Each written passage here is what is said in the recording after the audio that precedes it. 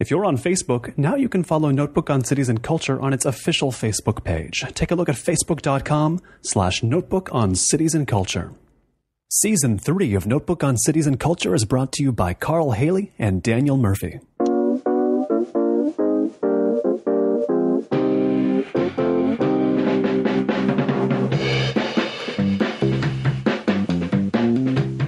In your book, Japanamerica, 5 years ago, you left readers with the question, which is Japan going to be able to sell its anime, manga, its video games abroad? Is it going to be able to harness these advantages, these pop cultural advantages it has?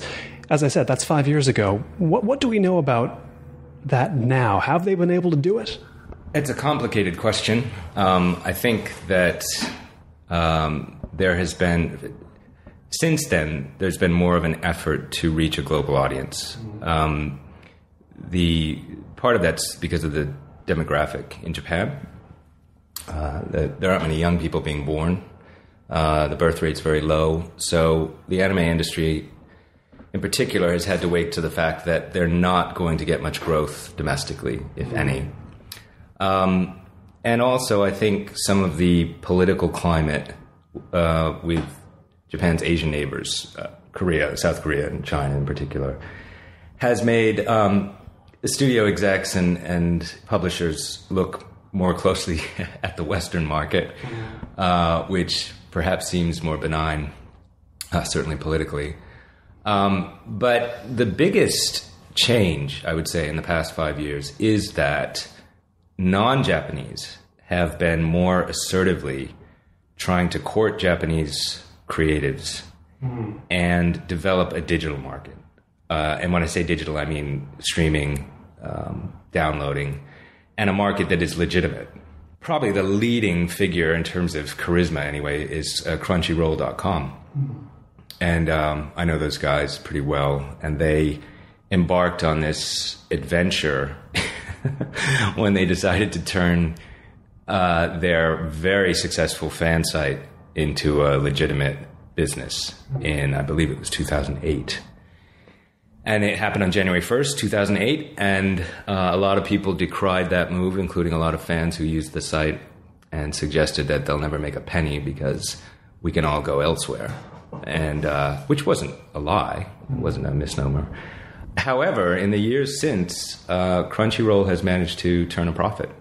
And they've done so by creating and cultivating a community of fans, and through forums, through contests, giveaways, daily deals. They have a daily deal where they discount something, a figurine or something like that from Japan, and they've really. It hasn't all been a smooth road by any means, but I'm good friends with the licensee, I should say, in Tokyo. And he works his butt off running around the city, visiting studios, cultivating relationships, and obtaining licenses to some of the more popular titles. And so I think the biggest change has been that non-Japanese have, courted Japanese producers and convinced many of them that the DVD market is no longer viable. And at the same time, there's a huge and growing fan base out there that is hungry for the content.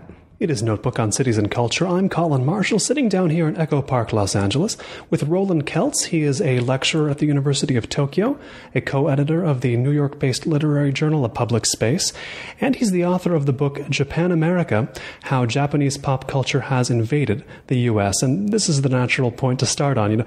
Tell me, how did you become an authority on whether Japan's pop culture can make it in the world? I mean, there's the book, but what led to that? I'm a bit uncomfortable with the word authority. But people treat you that way. I'm not saying you tout yourself that way, but you do get treated that way. This is you're here in Los Angeles, but in part because you were giving a lecture at the Japan Foundation the other night about anime in Hollywood, right? Right. And it was a wonderful event, actually a great crowd, and that was an opportunity in a way to update some of the story and to talk about some of the pros and cons of Hollywood adaptations of anime titles. I'm quite intimately involved in some of those exchanges on both sides of the ocean. And it was really, really wonderful to be out here and to have such a great audience and great questions and a very knowledgeable audience. So, but I think to your question, my mother's Japanese, so I was in Japan in kindergarten many, many years ago.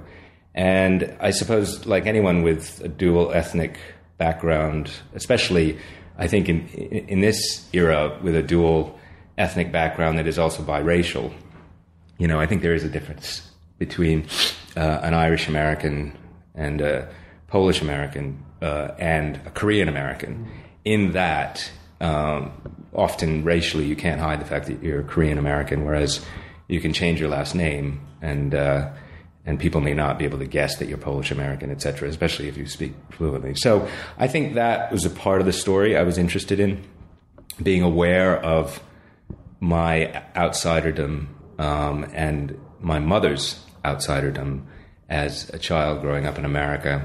And then if you read manga or appreciate anime or appreciate, in fact, many of the cultural products coming out of Japan, being an outsider is a very big part of the narrative. It's embedded in a lot of Japanese cultural narratives. I think that's partly because there is such a divide between outer and inner, outside and inside in Japanese culture. Soto and uchi, those concepts. You are either Japanese or you're not Japanese. You are either part of this company or you're not part of this company, this family, etc.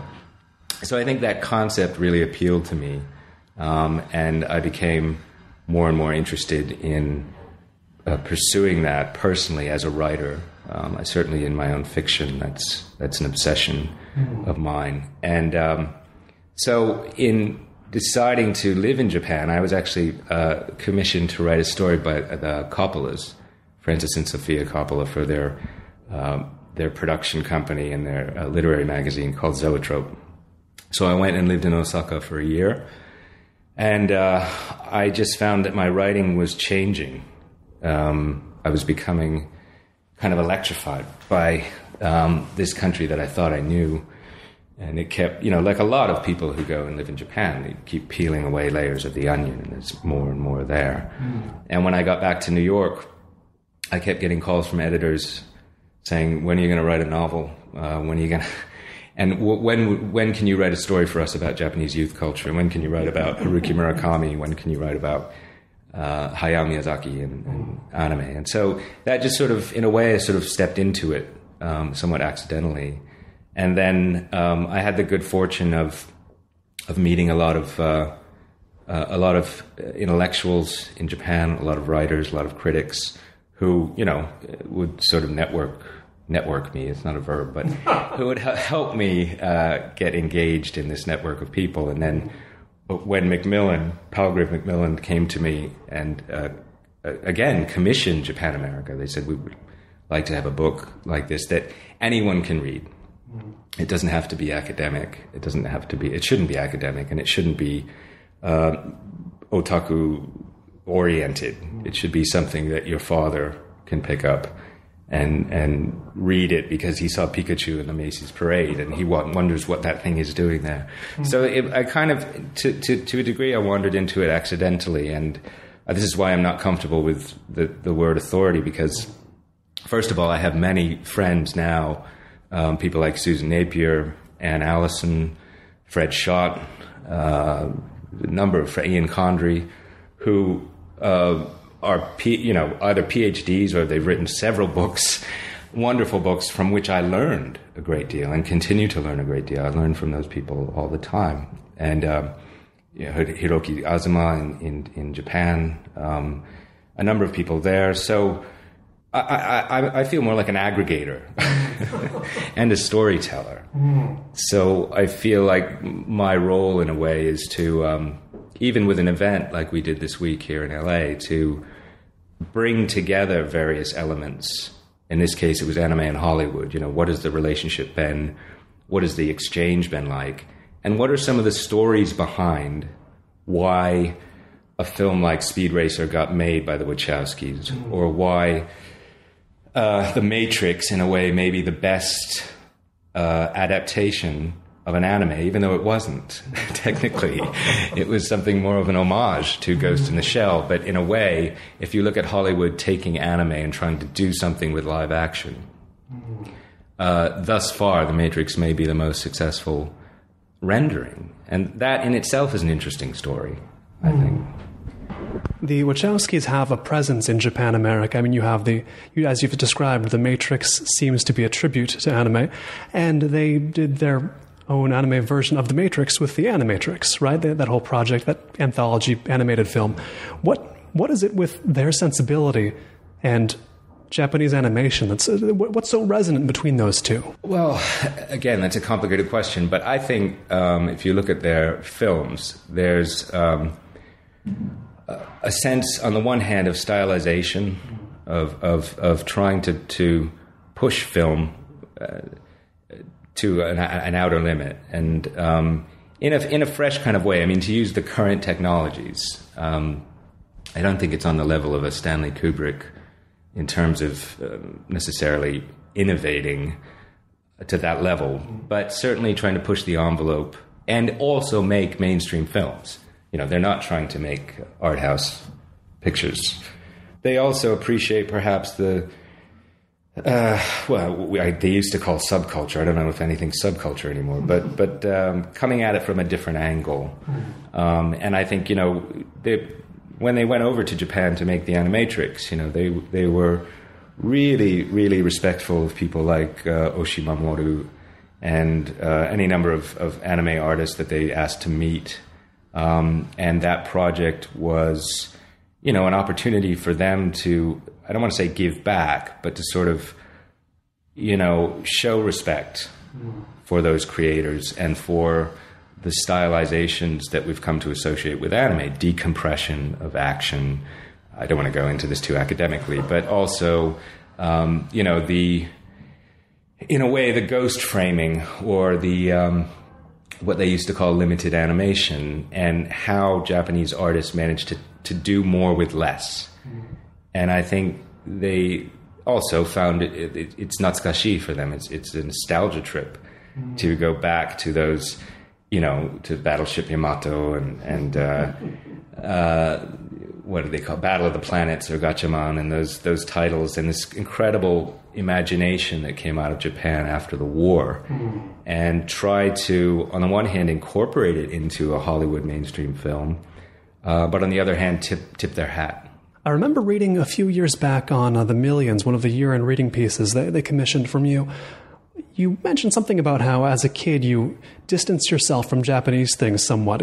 How did you make a return to those, or how did you decide to start exploring Japanese stuff, for lack of a better word? Yeah, well, I didn't really distance myself per se. I think that in the context I was in as a child, as a kid, I was mostly in the northeast of the United States. It probably would have been quite different if I'd been out here growing up, but it was quite white, to put it bluntly. No doubt. And I grew up as something of an Anglophile. I don't think it was exclusively because I was surrounded by white people, but I found British culture and the sort of, I think there's actually a parallel between my interest in Japan and my interest in Britain, because they're both island nations that have their quirks and they sort of view the world. And I know Britain, of course, was a great empire at one time, but they sort of view the world from the corner, and they say this in Japan, that cultures like the United States and China, the Middle Kingdom, literally, they view the world from the center. And I think I felt like I was in the corner as a half-Asian kid amid a lot of white kids. And that perspective, that slightly skewed, slightly off-kilter, outsider perspective very much appealed to me.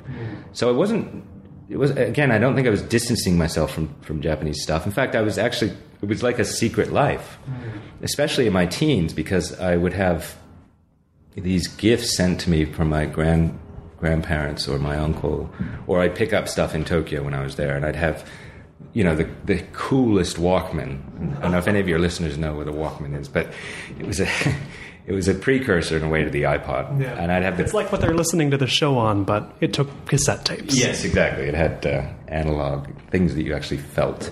So I'd have this Walkman with equalizers and all these digital readouts and so on, and then I had a synthesizer, which at the time was very exciting, a Yamaha DX7, and my friends were really blown away. They were like, "Wow, this is fantastic," you know. So it wasn't like I was hiding Japanese stuff, but it was more that, you know, you could look at the technology then and not think Japan, or you could think Japan as this giant robot floating in space, issuing these great electronic devices, but you wouldn't have to think of the culture or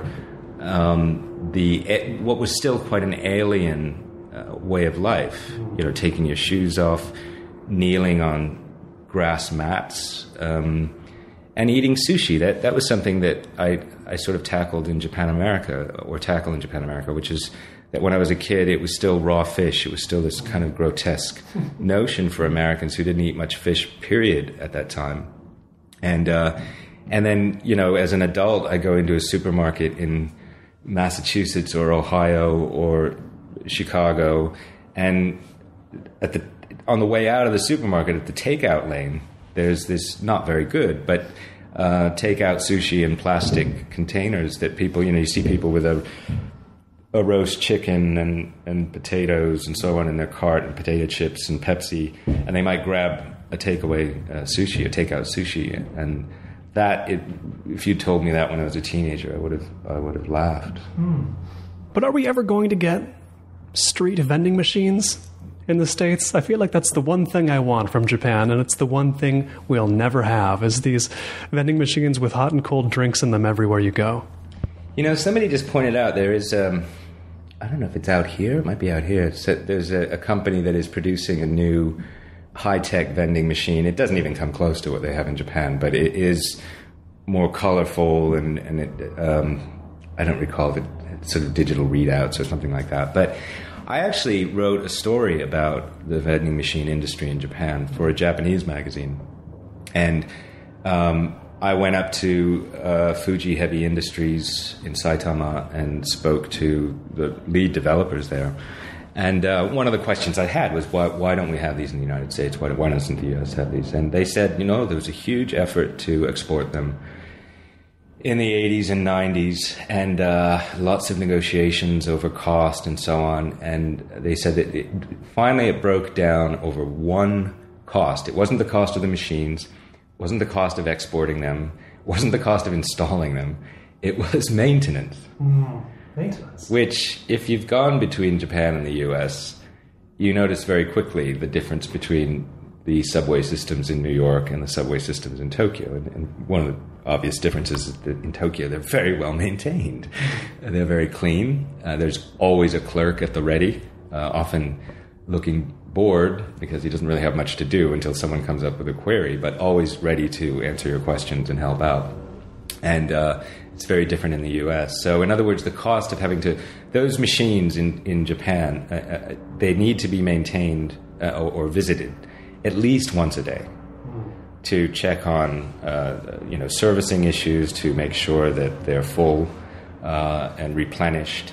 In the United States, it became quite common, almost a slapstick joke, for you to put your quarters in a machine and press the button and nothing comes rolling out, and then you kick it and smash it and bang it and try to see if something comes out. It's like a meme.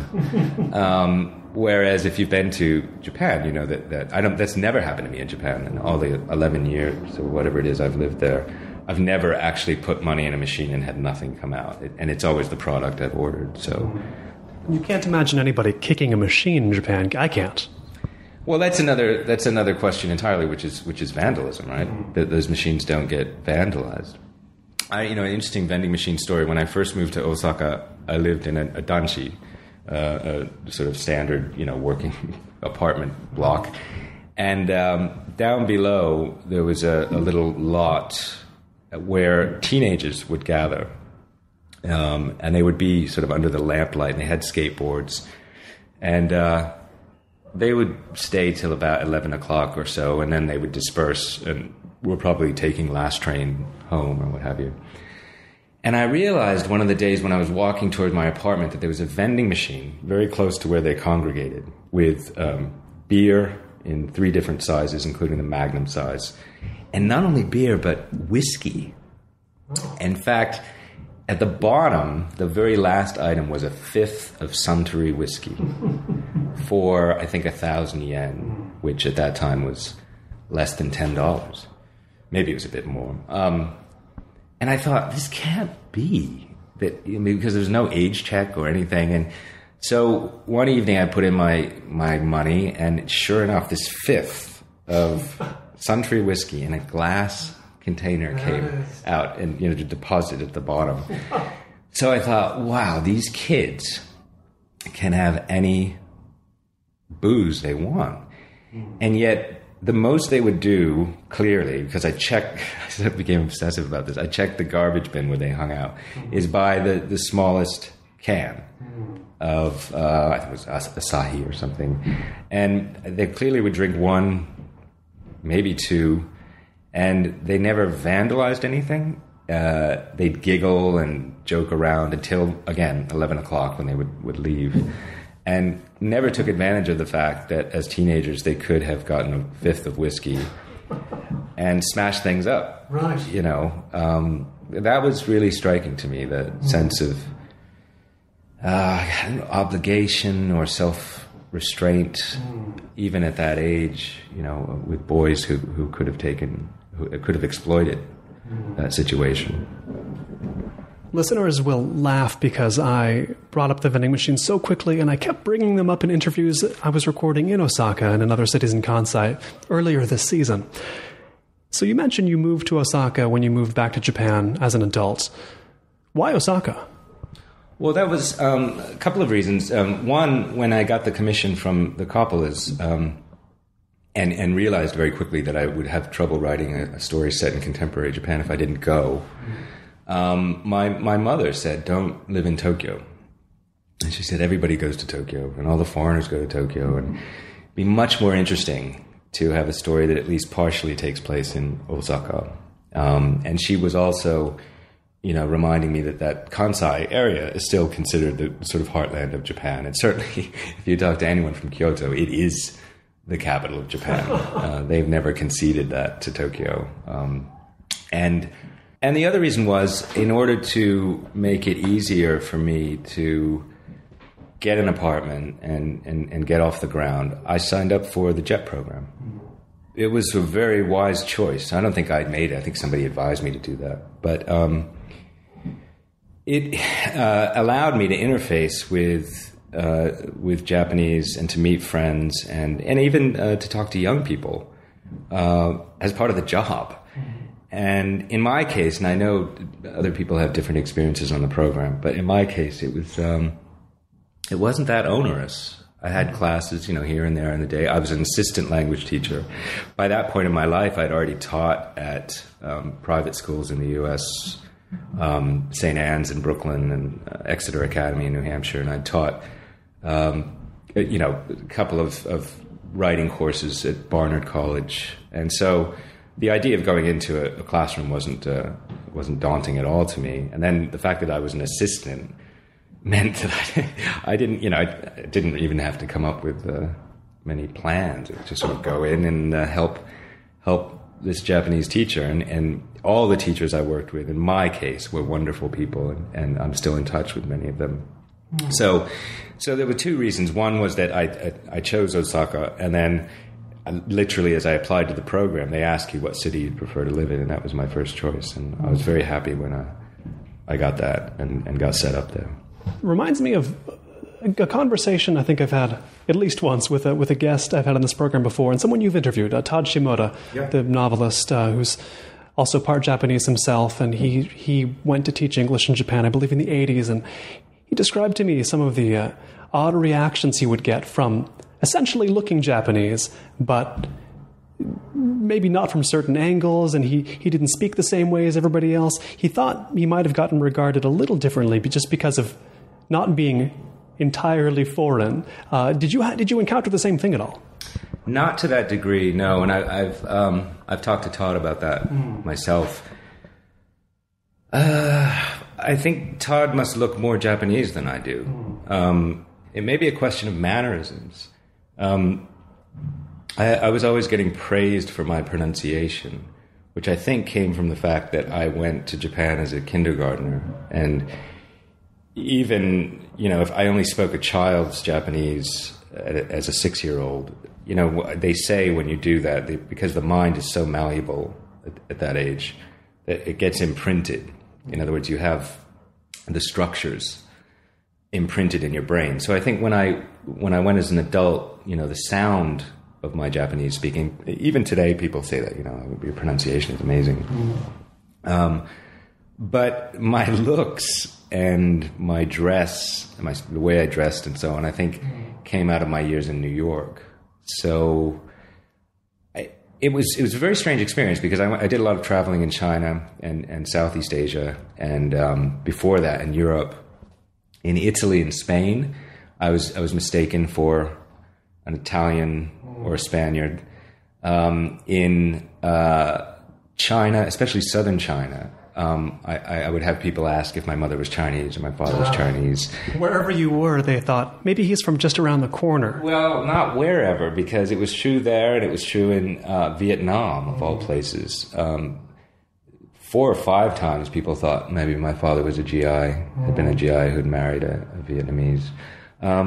But not in Japan. That's the one place. Yeah, Japan is too essentialist for that, I think. And it's curious. Again, these are generalizations, but I think to a certain degree, a Japanese person is liable to look at you and very quickly decode what is not Japanese about you. I don't mean that pejoratively. I mean that I think that's even an unconscious approach, that, visual, how you move, how you smile. And they're not the only ones. When I was in London, I lived in London as a student. I walked into a bookshop once on Tottenham Court Road and hadn't said a word. I just went in and started looking at some spines, and the bespectacled, aged owner sort of peered down at me and said, "You're an American, aren't you?" And I said, yeah, I am. How did you know? And I think it was actually because I was an Anglophile. I was trying to look English. I was wearing a tidy pea coat and cap that I thought was very British looking and so on. And he said, the way you walk. and he said, and your teeth, and he said, and you smile a lot. And I hadn't even spoken with him prior to that. So I think maybe that's something of a parallel, that I think that Japanese sort of see the way, even your gait walking down the street. Again, that's a generalization. And I don't mean that there may not be a case where I'm walking through a crowded Shinjuku station and from the back I have dark hair and I have, somewhat darker skin, and that someone may assume that I'm just another Japanese guy. That may happen now and then, but in general, the assumption is that I'm not. Now, I have to say I've met Japanese outside of Japan, in New York and Boston, who, when I tell them my mother's Japanese, they sort of look sideways at me and say, "Oh yeah, now I can see it." Now you have to tell them, though. I usually have to tell them. Yeah. So in my case, I think it's different from Todd Shimoda's, in that I didn't certainly find people assuming that I was part Japanese and expecting me to behave that way. Now, when you talked a little bit about your Anglophilia before, you mentioned this idea that there are resonances between how England works and how Japan works, and in the way they are as countries. And this is something someone else, Pico Iyer, I've had on a few times, we've talked about exactly this. I want to know how much you credit that idea, specifically of England and Japan being two expressions of the same type of place, type of society. Well, I'm sure Pico would say the same thing. One has to be careful. Anytime you start to make parallels between cultures and nations, and they're all of their own, their own snowflake, if you will, once you scratch the surface, obviously. But I do think there is a mentality that develops in an island nation, and they're not merely island nations, but two very important archipelagos in world history and certainly in the world economy. They both have a very particular kind of garden that you associate with the cultures. I think they're both, because of the limitations of space, living on an island, have developed quite lovely aesthetics for using that space wisely. The first time I went to London, I was amazed at how tidy and small the row houses were, all stacked up along a street and with very little space, but somehow dignifying that space through the architecture and through a way of life. When I lived there, they still left the fresh milk bottles on your front stoop, glass milk bottles that you would then leave out and they would be collected. They held on to that practice for a while, huh? For a while, yeah. Sadly, it doesn't. I'm told it doesn't exist today. And the times I usually go back once a year, and I don't see it happening. So, but it reminds me a bit of the practice which is still in place in Japan. When you order, particularly a dish that comes in a bowl, a ceramic bowl, etc., and is served best that way. I think a katsudon or something like that, or oyakodon, or a Chinese food, or ramen. It frequently is delivered in the ceramic dish, and quite heavy, that you then take into your home and you consume the food, and you're expected to wash the dishes and leave them on your stoop or on outside your apartment, and the restaurant comes and collects them again. There's this curious level of trust on the one hand, but also of making small things nice or dignifying them. And I think both cultures have a history of that. And I suppose, sadly, in some respects, both cultures have had at least a desire to colonize their neighbors, or in some cases very far-flung neighbors. Obviously, Great Britain quite successfully to some degree, and then a century later or more, Japan very unsuccessfully trying to, in some respects, do the same thing for resources, for prestige and influence. Again, I don't want to, you can find parallels, but that's not to say that they're the same culturally. But the other thing, that I'm sure, and I think I've talked about this with Pico, but there's also the sense of restraint, which I think again comes partly with living in a limited space on an island and knowing that you have to get along. And so the kind of expansiveness you associate with Americans, especially from the U.S., loud, assertive, self-regarding, in some cases self-interested, all of those things, the sort of, which I think you find more in continental cultures, especially large continental cultures like the U.S. and like China. I think the Chinese in general, as a people, there's more of a self-motivated ambition evident, and you're encouraged to voice your opinion and be assertive. Whereas in both Japan and Britain, and again, these are somewhat dated concepts. Obviously, young Britons are different and young Japanese are different, but you're still largely encouraged to keep a stiff upper lip and restrain your behavior in public, at least. And I think there are some parallels there, but again, one doesn't want to push that too far. It gets dangerous. You split your time between New York and Tokyo. Do you aim for a 50-50 balance there, or how often are you bouncing back and forth? I guess is what I want to know. It has become more of a 50-50 balance, although not in 6 contiguous months. It's always 2 or 3 here, 2 or 3 there. It's not necessarily something I self-consciously aimed for, but I still, my immediate family live in the U.S. on the East Coast. My Japanese family, obviously, they're all in Japan, mostly in the Tokyo area, but some in Kansai. When I'm teaching at the University of Tokyo, obviously I'm following the term schedule there, and usually when the term is running up, I have things I want to do over here.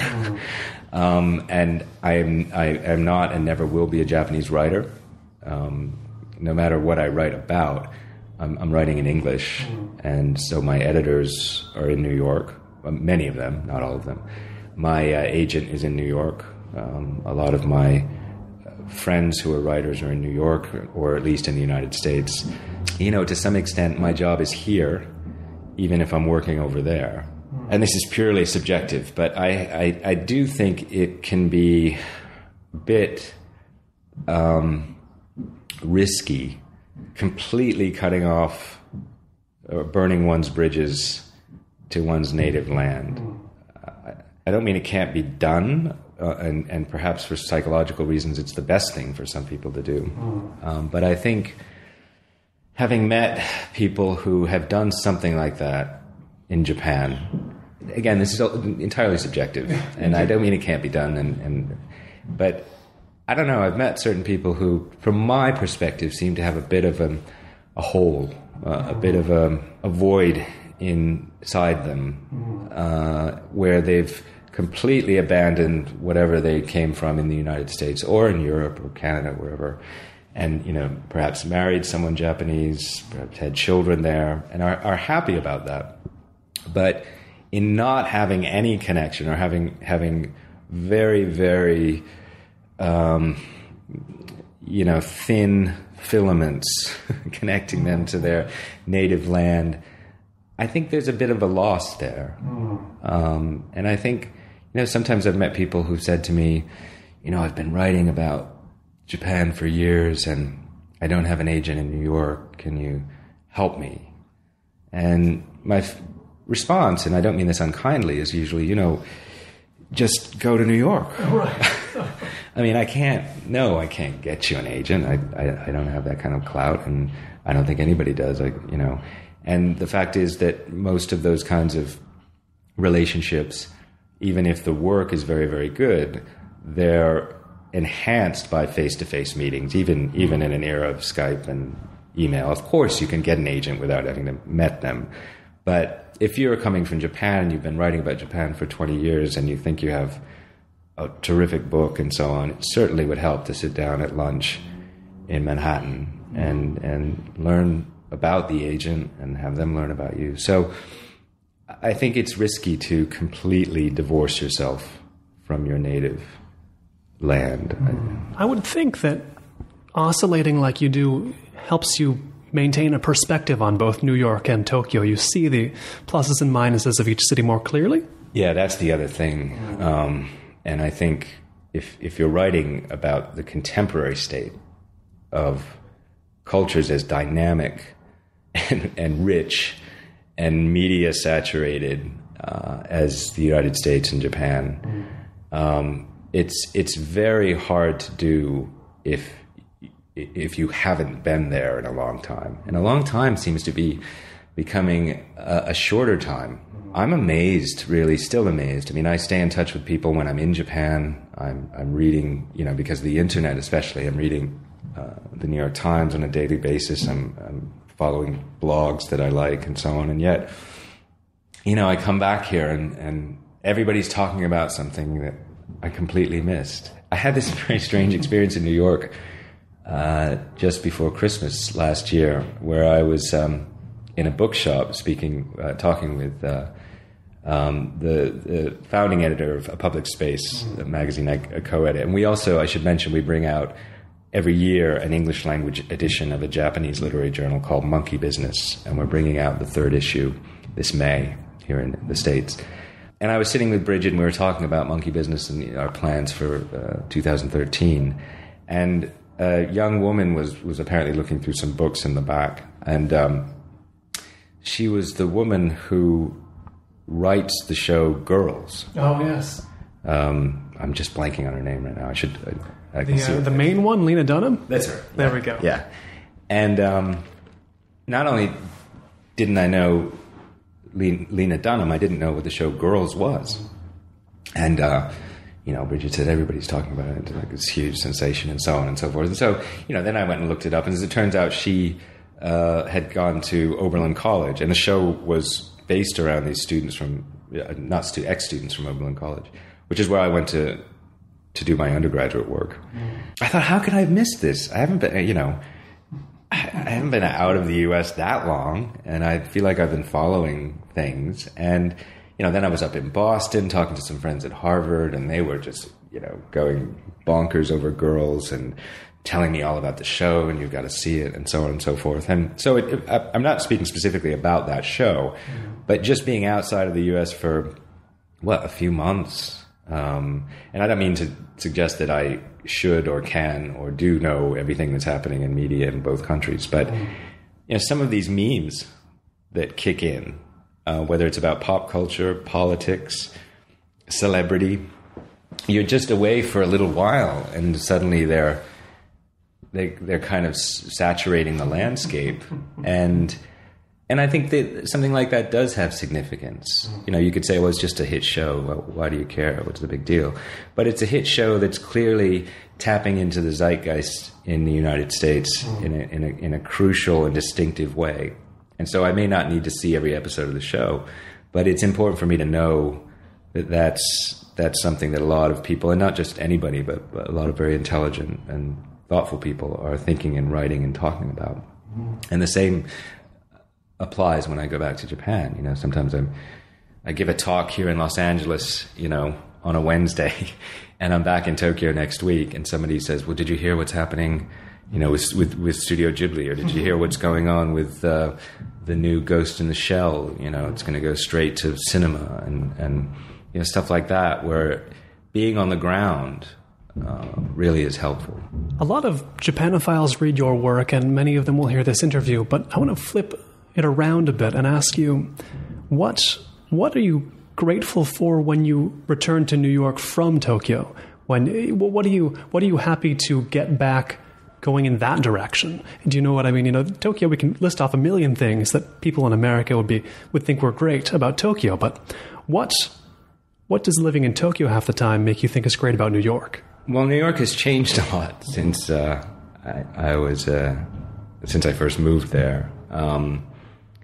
And not always in good ways, but it's certainly a lot safer than it was when I first moved to New York. And on a very personal level, my immediate family, we're quite close, and it's always, you can talk on the phone, you can talk on Skype, as I was saying, but to be with them again and check in on my parents and my younger sister, I'm very close to her, and she's in Manhattan, and friends, obviously, that who've known me now for a number of years, that's reassuring.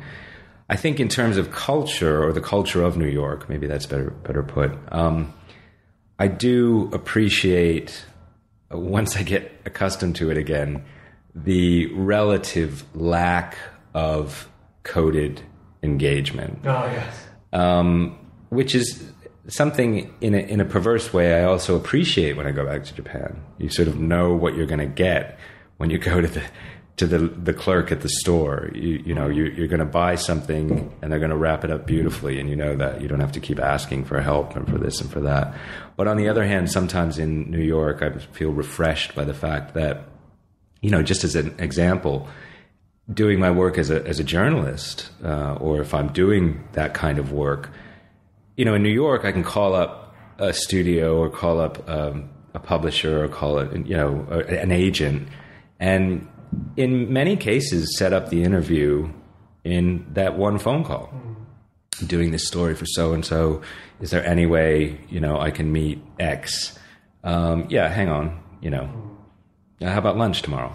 It doesn't always work that way, but in many cases it's quite quick, especially if they're trying to promote something. Whereas in Tokyo and in Japan, it can take quite a long time to make those arrangements. And fortunately, I've published enough over there, and I have a Todai Meishi, so it doesn't take as long as it used to.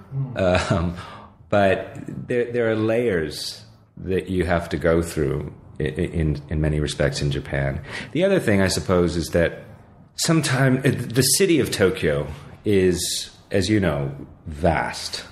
It's I think Paul Auster once said that when he first visited, that it has the vertical density of New York combined with the sprawl of Los Angeles. So to get just about anywhere in Tokyo, unless somebody's really right down the street or coming to your neighborhood, you have to budget 40 to 50 minutes, because it's not, the trains are fantastic, but you have to get to the train, which in some of those stations like Ikebukuro or Shinjuku or Shibuya, that's going to take quite a bit of time. And depending on the time of day, you're not going to be able to walk at a normal pace. It's just too crowded, and you have to dodge too many things, and you have to walk behind people. And so you have to budget in all this extra time. For example, if you're going from Shibuya to Ikebukuro and it's 6:30, 7 o'clock at night, the actual trip station to station is quite brief, and the trains are going to be efficient. They're going to show up every 2 minutes. But getting to the platform in Shibuya at that time of day, and then getting on a usually very crowded train, and then getting off at Ikebukuro and navigating your way through the crowds of shoppers and commuters and diners and people going out, and then getting out at exit A23. Right. That's really gonna consume time. And so one thing I do like when I get back to Manhattan in particular is that, and I live in a very central, I live in downtown Manhattan. I can walk around the corner, especially if the weather's decent, and walk uptown and meet somebody for breakfast, go to a bookshop, walk another few blocks and meet somebody for lunch, maybe walk a few blocks west, meet somebody else for an interview, and then still have time to go to the dry cleaners, pick up my suit, pop back into my apartment, and then in my neighborhood meet somebody for dinner, meet a friend for dinner and have a drink, all in one day.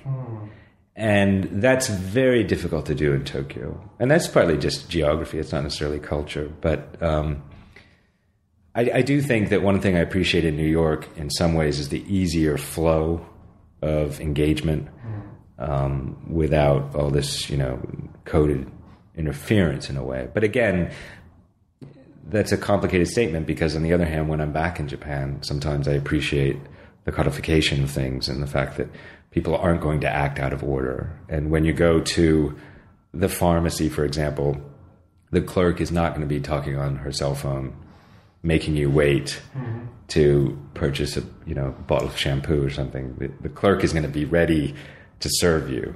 The clerk will be ready to serve you, and there will be no small talk. So it depends on what you want in the moment, right? I admit, sometimes in New York, you go up to the clerk and they say, "Man, it looks like we're going to get a lot of snow." And if I've just arrived from Tokyo, I'm jarred out of my boots. I'm like, what? Because I don't expect it. I think, snow? Who's we? But once I get back into the swing of American life and New York life, then sometimes it's pleasant. Like the clerk recognizes me because that's where I shop. And he's acknowledging that, hey, man, looks like we're going to get a lot of snow tonight.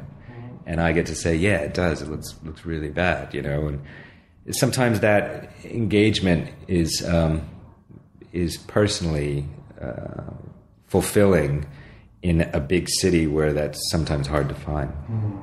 One of the reasons I live here in Los Angeles is I guess you would call it relative Asia proximity and the various connections it has to Asia. But I think about New York, and New York has, the biggest Kinokuniya in America. It has Muji. There's no Muji here. New York, in certain ways, it's much more connected, at least to Japan, than Los Angeles is. It seems like. I don't know what you found. It's a different kind of connection. I think in LA and on the West Coast in general, there is a much there's a much larger Asian population in general, and so there's a more of an Asia consciousness, and it's probably partly again just geographical. It's closer, and in fact, my mother, her memory of arriving in America as an immigrant is the Golden Gate Bridge. It's not Ellis Island. It's not Statue of Liberty. I think Ron Takaki, I think was his name, the professor at UC Berkeley, wrote a wonderful book called Strangers from a Different Shore. and it's worth reading. It's very much about how the Asian immigrant experience, which has contributed so much to this country. I mean, the railroads alone, when America was industrializing, is very poorly understood. You know, it's always Ellis Island, Statue of Liberty, immigrants from Europe, when in fact, you know, the story from Asia is quite compelling. And he makes that point, that it's the Golden Gate Bridge. And that was my mother's experience, coming over, you know, on a boat. And so I think there's a consciousness of Asia that is more deeply embedded on the West Coast, and not just Los Angeles, but San Francisco, all the way up. You know, Portland, Oregon. There's a great Japan consciousness. There's a cherry blossom park along the river. Seattle, but on the East Coast, and particularly New York, New York is still the iconic American city, especially for Japanese. But I shouldn't just say that, because it's also true. When I was in Beijing, I was being dogged by this guy on a bike just off Tiananmen Square. And first I thought he wanted money. It was, or begging or something. And he kept following me and speaking English. You know, where are you from? USA? So I said, yeah. And he said, where? And I said, New York. He said, oh, New York. And he said, I have an uncle in New York, you know. I said, oh, yeah, okay, great. You know, and he said, no, serious, Chinatown. He lives on Bayard Street. And he knew the exact street. Oh, wow. And I said, Bayard? And he said, yeah. And then I can't remember what the cross street was, but it was an exact corner, a corner that I've walked past and near a restaurant that I've eaten for years. And so then it sort of turned my head. And I said, well, how long has he been living there? You know, I went into this story. This guy ended up inviting me into his family home for breakfast the following day for, Chinese, congee porridge breakfast. And taking me with his brother out to the Great Wall. I had planned to go out. This is years ago when I first visited Beijing. And he said, don't go with the tourists. I'll take you to a great part of the wall where there aren't many people and you can really take it in and the scenery's better and so on. And he did. And, I think he said, how long do you want to stay? And I said, I'd like a couple of hours and take some pictures. So they drove off, and of course then I thought, oh my God, what if they don't come back? But they did, and it turned out that, just being from New York really lit his bulb, because he actually had family there. It's still, I think, the largest Chinatown by population in the United States.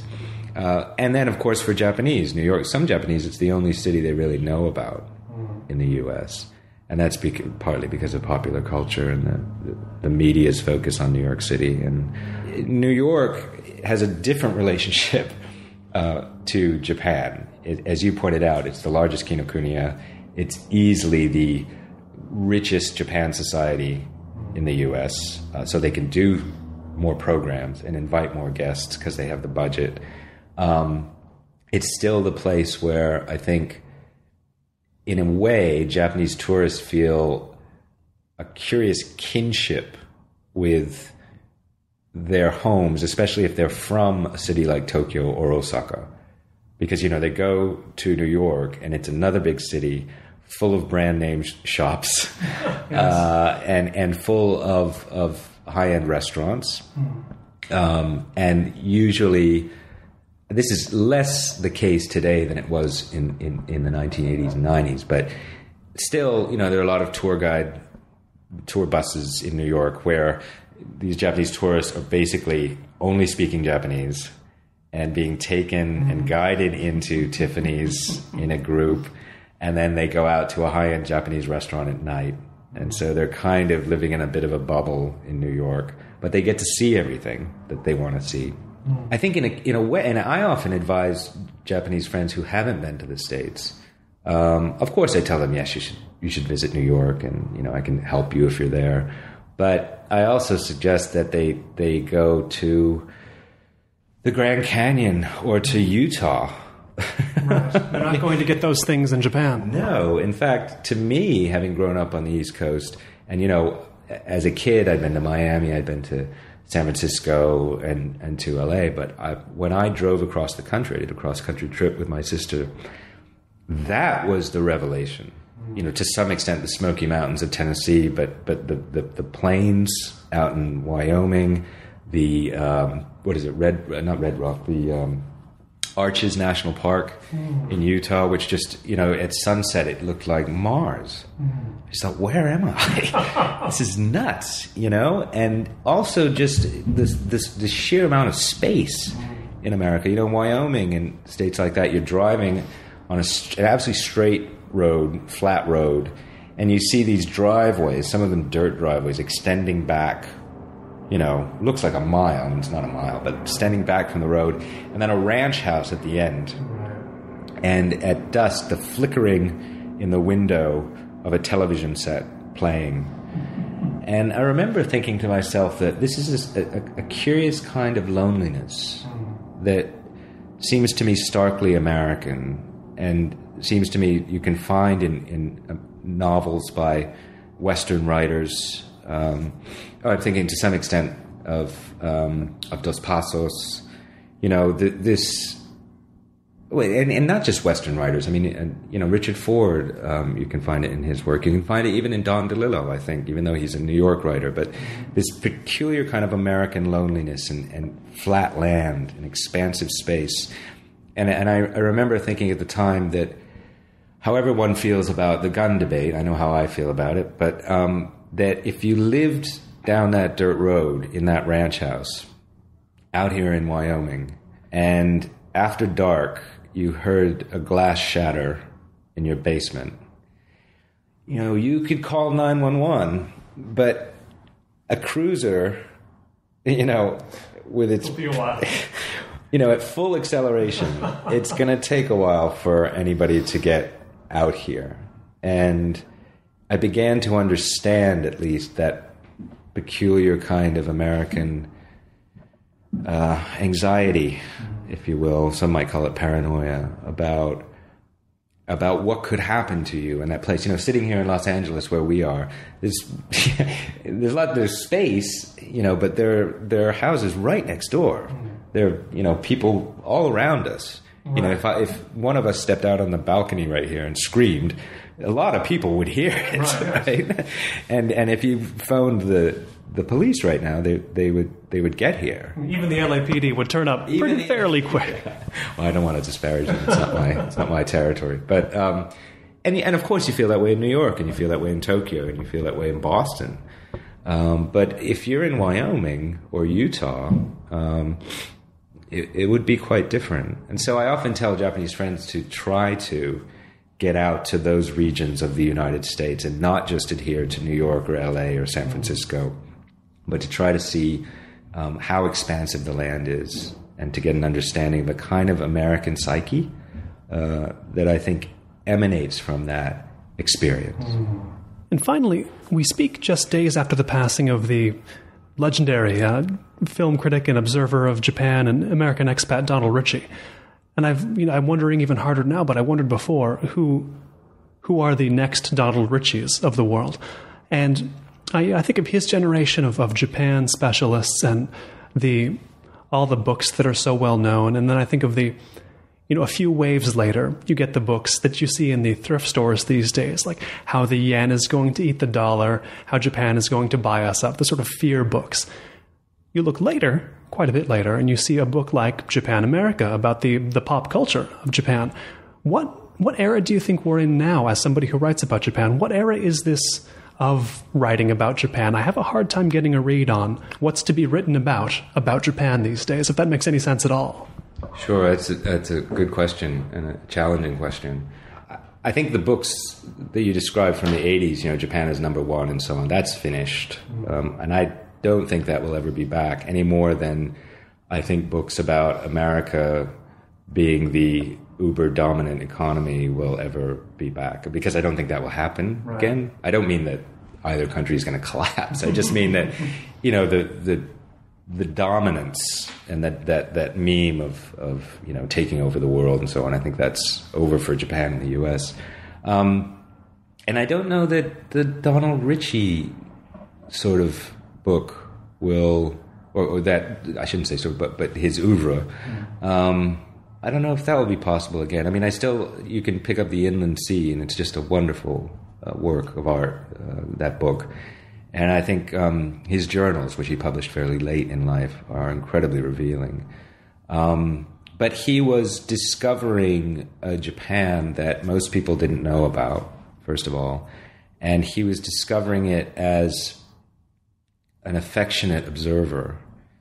And I think what will compel writers, foreign writers about Japan, and I don't mean people like David Mitchell, who's just a wonderful novelist and has lived there and incorporates Japan into his work. But I think if you're talking about describing Japan in the way that Richie did, and trying to describe the character of the Japanese, I think what on the horizon is a Japan that calls upon its really centuries-old traditions of frugality, self-reliance, and adaptation.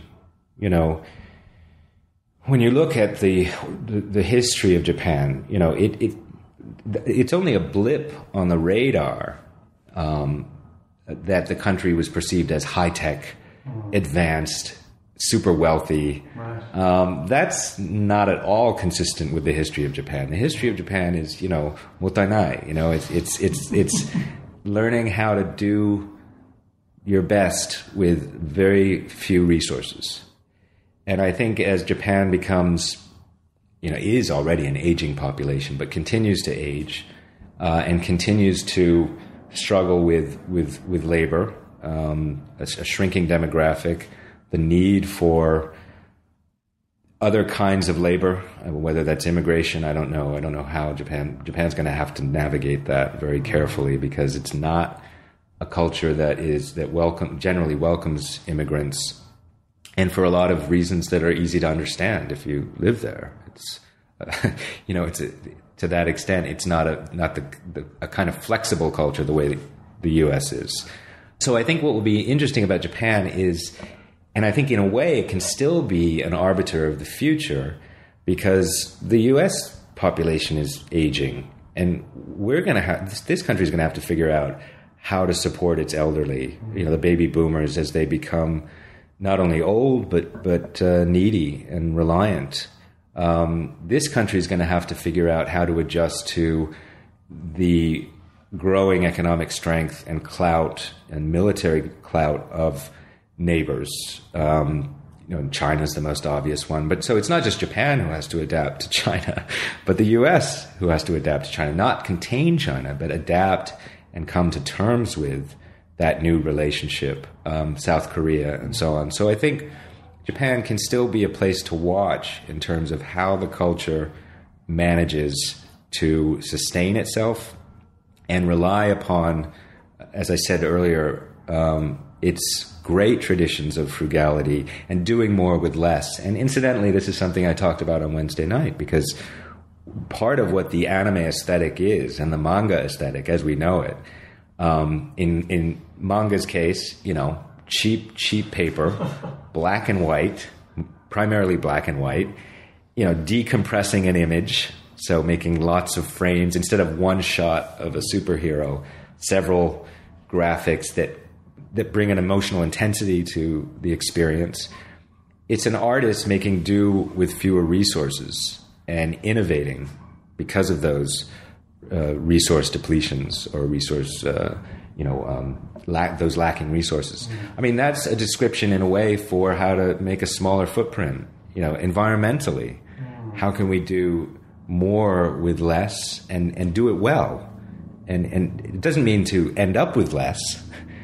You end up perhaps with a whole new aesthetic or a whole new way of living that may be even more gratifying. Animation, right, from Japan, the use of limited animation that made those artists become more innovative, because they couldn't do full animation. They couldn't afford it in many cases. But those innovations, in a way, are what appealed to the Wachowskis, right? You know, when you see Keanu Reeves sort of spinning around the bullet, and that's decompression. Right. It's done. Very expensive for them to do that. Very expensive rendering of a cut price technique. It's like a full circle. And I use this a metaphor in the book called the Mobius strip or the Mobius strip of this. You can't tell which side is which anymore because the influence is so embedded, which, by the way, was granted to me by my friend Matt Alt, who's a wonderful writer as well, and wonderful analyst of Japanese pop culture. And he was the first one when we were doing interviews to talk about this Mobius strip and this Mobius strip, and it really appealed to me, and it's become a handy way to understand that. But I think that tradition in Japan, doing more with less, and perhaps ending up with more or something more innovative, is something that the rest, non-Japanese, may want to watch very carefully and possibly to learn from. I've been speaking here in Echo Park, Los Angeles, with Roland Kelts, author of fiction and nonfiction, lecturer at the University of Tokyo, co-editor of A Public Space, author of Japanamerica, with more books on the way, I'm certain. Roland, thanks so much. Thanks. This has been Notebook on Cities and Culture. I've been Colin Marshall. You can keep up with the cultural creators, internationalists, and observers of the urban scene on the show at colinmarshall.org. Thanks. And special thanks to everybody who backed Season 3 on Kickstarter, including Paige Calvert, Jonathan Crow, Douglas Dollars, Paul Doyle, John French, Eric Graham, Will Graham, Umberto Grant, Kimberly Hahn, Carl Haley, Stefan Halperin, Matt Howie, Andrew Hovenick, Mark Hines, Andy Cooney, Mark Larson, Matthew Lickey, Mr. Munvirzi, Rob Motz, Lindsay Muniak, Daniel Murphy, Aidan Noman, Patrick O'Flaherty, Danny Olson, Michael O'Regan, Blake Riley, Rob Schultz, Cam Smith, Small Demons, Todd Shimoda, Kevin Smokler, Thomas Unterberger, Matt Warren, and Wayne Wright.